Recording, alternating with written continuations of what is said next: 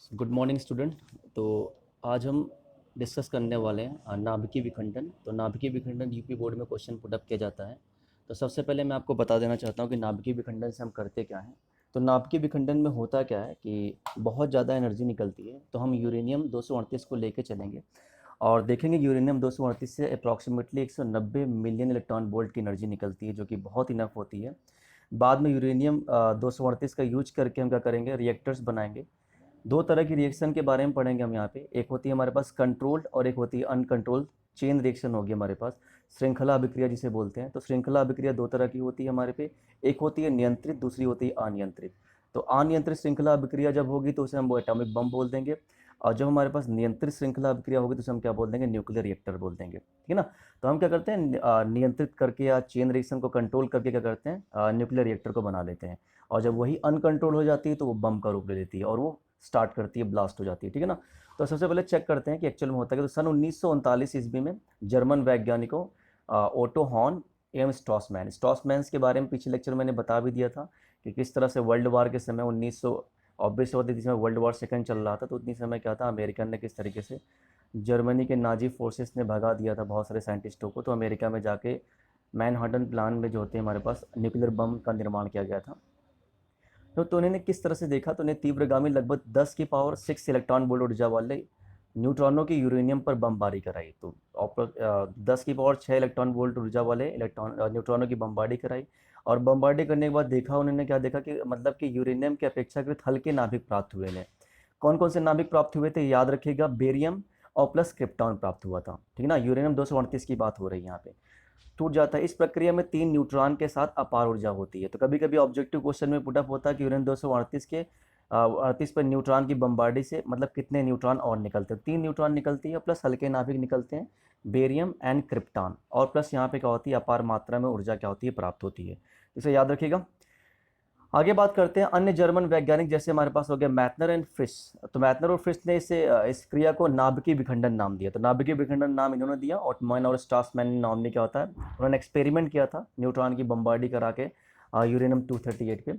और इस प्रकार किसी भारी नाभिक के दो या दो से अधिक हल्के नाभिकों में टूटने की प्रक्रिया को नाभिकीय विखंडन कहते हैं। तो आप नोट डाउन कर लीजिए, नाभिकीय विखंडन किसे कहते हैं, किसी भारी नाभिक के दो या दो से अधिक हल्के हल्के नाभिकों में टूटने की प्रक्रिया को नाभिकीय विखंडन करते हैं। और नाभिकीय विखंडन की प्रक्रिया में अपार ऊर्जा उत्पन्न होती है। तो याद रखिएगा, जब भी हम नाभिकीय विखंडन के बारे में बात करते हैं तो यहाँ से अपार ऊर्जा निकलती है कि इस प्रक्रिया से में प्राप्त नाभिकों तथा न्यूट्रॉनों का द्रव्यमान मूल नाभिक तथा न्यूट्रॉनों के द्रव्यमान के कुछ कम होता है। जैसे ही मैंने आगे पीछे क्लास में बात भी कर ली थी कि मतलब कि न्यूट्रॉन और जो प्रोटॉन होता है हमारे पास, उनका जो इंडिविजुअल मास होता है वो न्यूक्लियस मास से क्या होता है, ज़्यादा होता है। इसीलिए क्या हो जाएगा, हमारे पास एक मास डिफेक्ट आएगा या द्रव्यमान क्षति आती है। उस द्रव्यमान क्षति को हम क्या करते हैं, E = mc² से एनर्जी प्राप्त कर लेते हैं।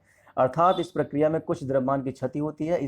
इस द्रव्यमान क्षति यही द्रव्यमान क्षति आइंस्टाइन के द्रव्यमान ऊर्जा संबंध के अनुसार ऊर्जा के रूप में परिवर्तित होकर प्राप्त होती है। तो कैसे प्राप्त करना होता है उसे पीछे हमने डिस्कस कर लिया है।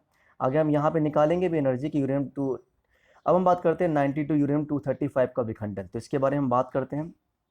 थ्योरेटिकल क्वेश्चन आता है, थ्योरेटिकल क्वेश्चन लिखने के लिए यहाँ से आते हैं, तो इसे आप नोट डाउन कर लीजिएगा। तो एक्चुअल में क्या होता है, प्रकृति में क्या होता है हमारे पास, यूरेनियम 238 और यूरेनियम 235 दो समस्थानिक पाए जाते हैं। इनका रेस टू क्या होता है, ये 145:1 में पाए जाते हैं। मतलब 238 ज़्यादा मात्रा में पाया जाता है, 235 क्या होता है, कम मात्रा में पाए जाते हैं।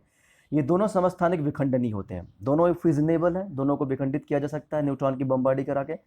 एंड 238 नाभिक जो होता है वो 1 मिलियन टन वोल्ट से अधिक ऊर्जा वाले तीव्रगामी न्यूट्रॉनों द्वारा ही विखंडित हो जा सकता है। तो नोट कीजिएगा इस पॉइंट को, यूरेनियम 238 जो होता है उसके लिए 1 मिलियन इलेक्ट्रॉन वोल्ट से अधिक ऊर्जा वाले न्यूट्रॉनों के द्वारा ही विखंडित किया जा सकता है। तो यूरेनियम 238 को, 235 की बात नहीं हो रही है, ठीक है ना। लेकिन 238 क्या होती है, वो ज़्यादा मात्रा में प्राप्त भी होता है।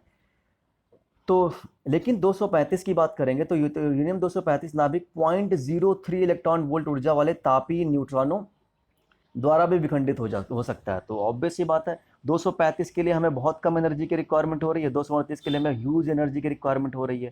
तो हम कम एनर्जी में अगर ज़्यादा एनर्जी प्राप्त करते हैं तो हमारे लिए बेनिफिशियल क्या हो जाएगा, 235 को हम प्रीफर करना पसंद करेंगे। जब एक मंदगामी न्यूट्रॉन 235 नाभिक से टकराता है तो यह नाभिक द्वारा अवशोषित कर लिया जाता है। तो मंदगामी न्यूट्रॉन जो होता है वो 235 के द्वारा क्या कर लिया गया, अवशोषित कर लिया जाता है। और नाभिक यूरेनियम के एक समस्थानिक 236 में परिवर्तित हो जाता है। तो इसे नोट डाउन कीजिएगा। पहले जैसे हम क्या करते हैं, एक मंदगामी न्यूट्रॉन क्या करते हैं, छोड़ते हैं, तो 235 के द्वारा वो अवशोषित कर लिया जाएगा और नाभिक क्या करेगा, 236 में परिवर्तित हो जाता है। अब जो 236 एक अस्थायी नाभिक है, याद रखिएगा 236 जो होता है वो एक अस्थायी नाभिक होता है, अतः यह शीघ्र ही दो अपेक्षाकृत छोटे नाभिकों में टूट जाता है। इस प्रक्रिया में नए न्यूट्रॉनों के साथ अपार ऊर्जा मुक्त होती है।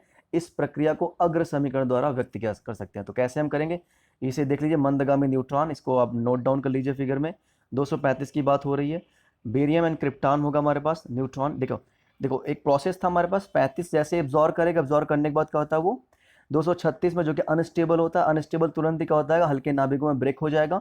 बेरियम एंड क्रिप्टॉन में वो 3 न्यूट्रॉन निकलेंगे और अपार मात्रा में ऊर्जा निकलती है। इसे नोट डाउन कर लीजिएगा। और ये हो गई इसकी रिएक्शन। तो यूरेनियम 235 के विखंडन की ये रिएक्शन होती है, इसे नोट डाउन कर लीजिए। एग्जाम में कभी कभी रिएक्शन पूछने के लिए आ जाता है, तो आप इस रिएक्शन को कर सकते हैं। तो देखिए जिस तरह से यूरेनियम 235 पर हमने न्यूट्रॉन की बमबार्डी कराई, फिर 236 एक अनस्टेबल हमारे पास प्राप्त हुआ न्यूक्लियस। देन बेरियम और क्रिप्टॉन में क्या होता है, हल्के 2 स्थायी नाभिकों में क्या होता है, ये प्राप्त होगा और न्यूट्रॉन 3 न्यूट्रॉन निकले प्लस ऊर्जा निकली।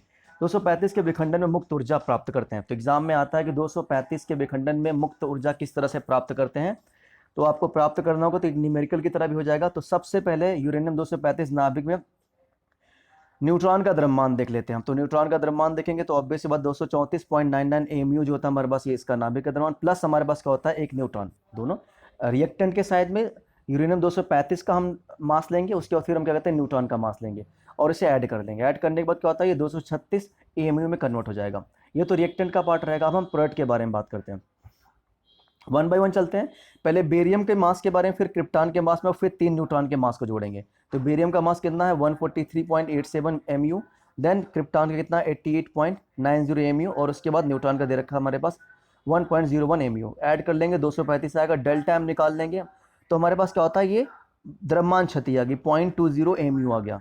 अब इसी द्रव्यमान क्षति को मास एनर्जी रिलेशन में, जैसे कि पहले फॉर्मूला बनाया भी था मैंने, डेल्टा ई इक्वल टू हमें 931 से मल्टीप्लाई कर देना होता है। या तो आप सी स्क्वायर से, अगर सी स्क्वायर से मल्टीप्लाई करना है तो आपको किलोग्राम में कन्वर्ट करना पड़ेगा, लेकिन यहाँ पे एमयू में है तो 0.20 से मल्टीप्लाई करके हमने 190 मिलियन इलेक्ट्रॉन वोल्ट निकाल लिया।